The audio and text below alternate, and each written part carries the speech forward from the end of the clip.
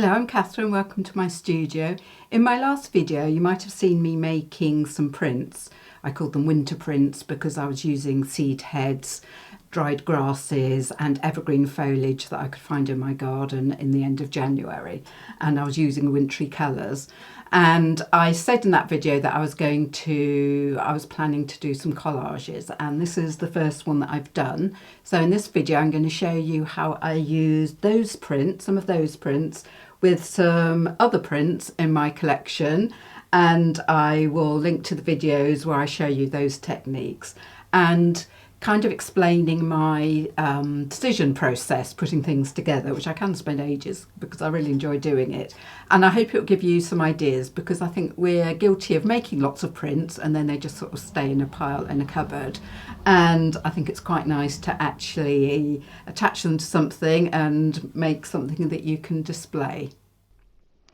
Because I knew I wanted to have this palette of turquoises and blues and of all shades, I looked through my papers and my previous prints, everything I have stashed away, to find other things that I thought would go with this theme. And you know, I occasionally put an accent colour in as well, but this was roughly what I knew that I wanted to do. And I've got all sorts of things. I've got magazine transfers and jelly prints done with inks, done with paints, and all sorts of things, some of them done with foliage. And I just like to get everything out. It makes a bit of a mess, but I don't mind, because it's just the best way of learning. It's the best way of putting together and getting ideas for my composition. For my base, I'm reusing this wooden panel because I never really liked how that tulip turned out. So I'm just using some gesso to give it a rough prime. It doesn't have to be perfect. And then once it's dried, and it's very quick to dry, see, I didn't really mind that I could see bits through, because I knew I was going to be gluing papers down, but because some of them are tissue paper and a little bit might show through, I wanted to block out most of the colour underneath. And now once it's dry, I'm just going over with a fine sanding block just to get the texture a bit smoother. I find it helps to tear away the white borders when I'm trying to piece together a composition, and I tear them rather than cut them if I can possibly, because it just helps the fibres to sort of bed with each other when I glue them down. You'll see that later on, and it just gives a softer edge. And sometimes if you've got a very narrow edge, it's impossible to do that because you're just going to tear into your print. So in that case, I would cut it. But where I can, I will tear it off. And it's actually quite a satisfying thing to do. This print was from a session I did showing how you can make magazine prints. Although that pile on the left was done with magazines, acrylic paints on the jelly paint, and I'll link that video. It's a really fun way, but there are one or two tips and tricks that is useful to note, because it doesn't always go smoothly. And then I'm doing the same thing with this is one of the prints that I did in my last video using inks and the winter foliage. And this is the one, because it's dark and moody, and also some of the prints I did, I thought they did work as a whole. This one not so much, so this is a perfect candidate for just cherry picking pieces of it that I can use to make this collage. And again, I'm taking off the white because I find it's just a bit of a distraction when you're sort of auditioning your pages, so I always find that's a good thing to do. So at this stage, I'm thinking more about how I'm going to put these pieces together. I loved the combination of these two prints. They'd both been done with similar inks, which is why they blend so well together. And I wanted to have some turquoise in there, so I tried this rather graphic print that had writing, and I think it was some architectural features, again from the magazine print. And I was kind of liking how this was working. So I played around with this and just sort of got some of my other papers and some. I keep lots of small bits that aren't the sort of finished print. I have a whole sort of folder, or 2 folders, that I just call miscellaneous, and I keep loads of things in there. So there's always a good supply of accents and interesting details to try out. And I do spend quite a long time on this process, and if you're going to do something similar, I'd urge you to do the same, because I mean it's actually very enjoyable, because you get all sorts of different looks just by changing maybe one piece or moving it round so it's landscape rather than portrait. But I usually find that fairly early on I have 1 or 2 bits, like these 2 pieces here. These are going to be my main pieces, and I'm thinking what else will enhance those and go with it. So I'll just show you, I'll speed this up a bit and just show you the sort of the different design ideas that I'm considering. These are the prints that I'm bringing in here. So the turquoise one that's got the foliage on it, that was done using different papers that I tend to use tissue paper or cartridge paper, but I had a session of using these more interesting textured Japanese papers that I'd had in a pack for ages and hadn't got round to using. And I was using, I did these in summer, and I think I used feverfew and a few other bits of foliage. So I will link to that video here as well.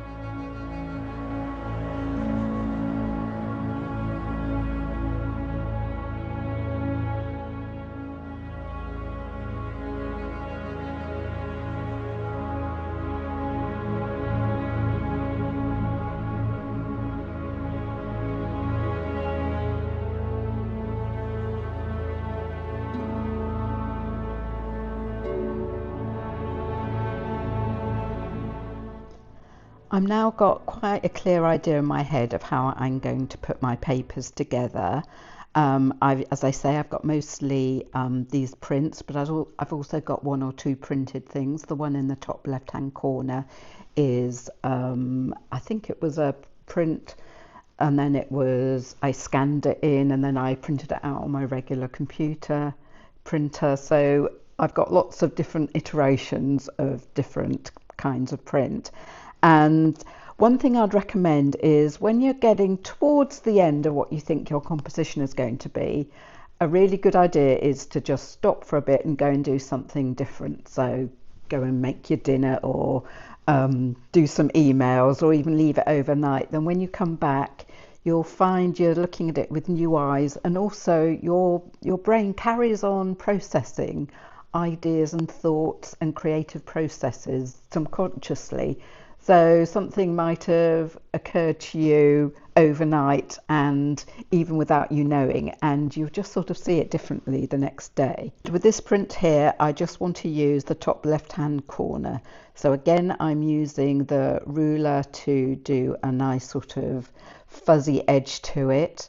And tissue paper is the easiest, obviously, to tear like this, but you do have to be careful because it's very easy to go into the bit that you don't want to, and sort of, but if you're gluing it down, that's okay, because you're not really going to see it then. So I liked how this dark element here echoed the elements in the bottom left hand corner.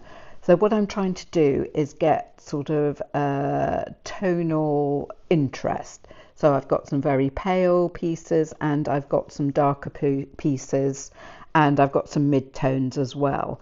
And I think that was working out quite well. And because I've used either similar colours or sometimes in the same case exactly the same inks or paints, I'm getting a harmonious look. With this piece, I did want to, although I wanted to have the darks and the lights, I am keeping to quite a distinct palette of blues.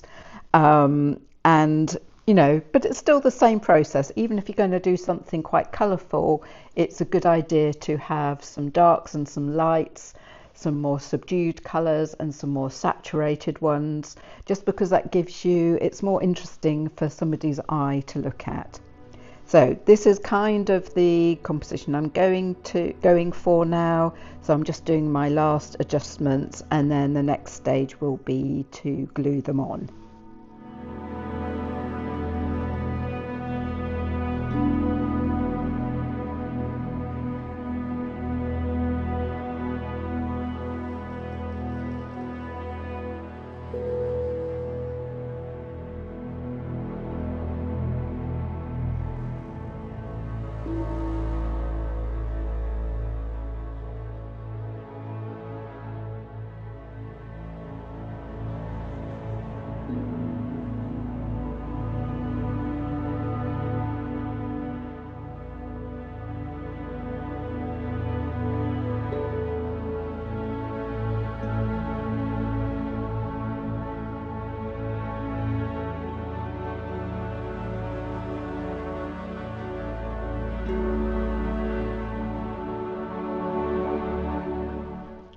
A good tip for when you're just about to glue your pieces down is to take a photograph, because you might think, oh yes, I know exactly where everything's going to go because I've been working on this piece for quite some time. It's very easy to not get it quite right. So I stopped filming and I took a couple of photographs so I had it clear. In the end, I didn't have to refer back to them. Sometimes I will take all the pieces off, put the glue on the whole background, whether it's board or canvas, and then place them on. But I decided just to do it piece by piece because it was as easy to do it. And I'm using acrylic matte medium. I like using this because you can then paint it over the top as well, and it kind of seals in the pages. It's sort of like acrylic ink but without any pigment in it. But you don't have to use this. You could use PVA glue, just use your favourite glue. And I'm doing this quite slowly and carefully. I'll probably speed it up so that you don't have to spend ages looking at it. And I'm really concentrating on getting those edges butted up to the next piece because I didn't want to see any background behind. It wouldn't be the end of the world because I'm going to do some touching up and shading with both paint and coloured pencils. You'll see me do that in a minute. But I am being quite sort of painstaking about this so I get everything exactly where I want it. After gluing everything down, I left it for a good while to dry out completely. As with acrylic paints, the medium dries very quickly, but I did leave it and went and did something else just to make absolutely sure. And then just doing the finishing touches to some of the pieces. As you can see, the pieces that were at the edge, I didn't worry too much about getting them to the exact size before I glued them down because I knew I could do this process. And again, if they're very narrow, it can be quite tricky. So I think one or two of them I did go back and use a knife on them. But as I said before, and also sometimes I don't mind gluing a piece so it goes over the edge. It kind of depends how I'm going to finish off the edges. Sometimes I do paint them so it gives more of a kind of cohesive look to the whole piece. These wooden panels, they are nice because they do have a depth to them, and it can be nice to use the sides as well. Sometimes I collage over the sides all the way round, but with this piece I hadn't quite decided on what I was going to do yet, so I did decide to take the edges and neaten them all up. And I've got quite a small paintbrush because there are a few areas where that didn't get glued down properly, mostly around the edges of some of the pieces, especially where they overlapped because I was gluing the board rather than pieces of paper, and also a bit around the edges you can see me doing now.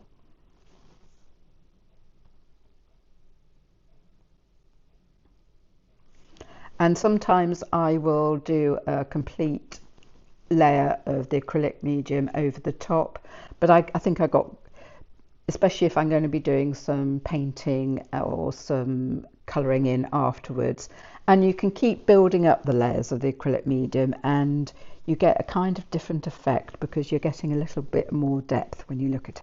Again, I've left it to dry for a good time, and I'm just going over with my sanding block again because I'm really trying to blend some of the edges.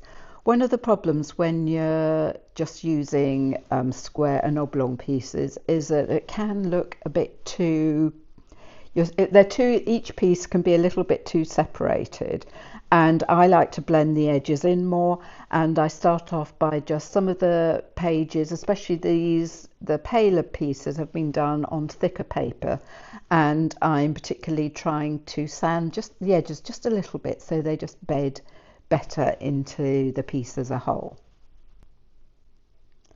And because I want to try and get the whole piece more cohesive, I've got out some watercolour paints, and I'm just going to paint certain areas, especially where the pieces overlap in corners, and I'll show you some close-ups of these. I'm trying to do it quite subtly, so I'm almost thinking like it's a sort of exchange of colours. So where a grey bit butts up to a turquoise bit, I might try and put some of the grey blues onto the paler piece, and then I might bring some of the turquoise onto the grey piece. And first of all, you see me doing this with with watercolour paints, and I keep, as you can see, I keep my palette quite not very clean, but it just does mean for something like this it's perfect. I didn't have to use much new paint. I already had some in there. I think I'm just using a little bit of Payne's grey and some ultramarine, and then just checking that it was pretty much the right sort of shade.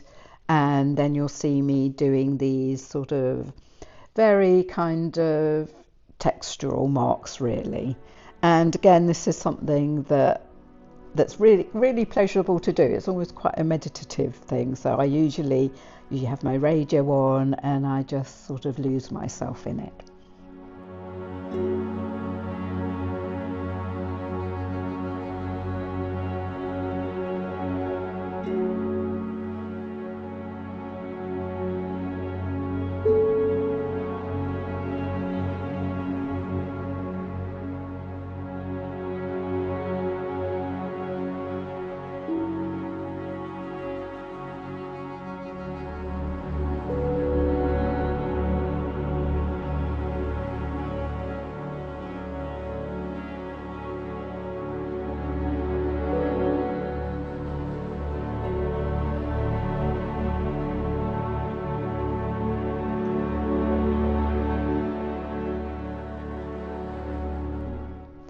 As well as using paint, I like to use coloured pencils. I've got a set of, they're made by Derwent and they're called Inktense, and they're almost like paint in solid form because you can draw with them and you have all the sort of precise control that you have with a pencil, and you can just leave it like that, but if you add water or acrylic medium to it afterwards, it actually slightly dissolves the pencil depending on how much you add, and the colours become more intense, as the name, but it means that it's fixed then. So if you put I've even done it on fabric that can then be washed. As soon as you add some sort of medium, it will become paint, and then it will act more like paint. But I'm kind of using it more with the pencil texture here. I think I'm using these rather than other coloured pencils I've got, because I've got a big set of these, so I've got a whole range of different shades. So you can see on the right hand side that I've been trialing them out to see which were the best colours. And again, I'm thinking of this sort of exchange of colour. I've got a shape here and it just sort of ends, and I thought if I just sort of extended that a bit with just a little bit of shading suggesting that that shape goes onto this piece, it's going to just make a more blended look. So this is my finished piece. I'm quite pleased with how it came out. I like how everything is both complements each other but isn't so sort of tonally bland that it looks a bit boring. And yeah, it was quite satisfying. I really enjoyed this, and I'm going to show you some close-ups, and I think I might do another one, so I might do one with my other prints in a different colourway, so look out for that. So I hope you found that useful. Please do ask any questions, and you might look at some of those other videos if you want to try out the other techniques. And I hope you'll join me again soon.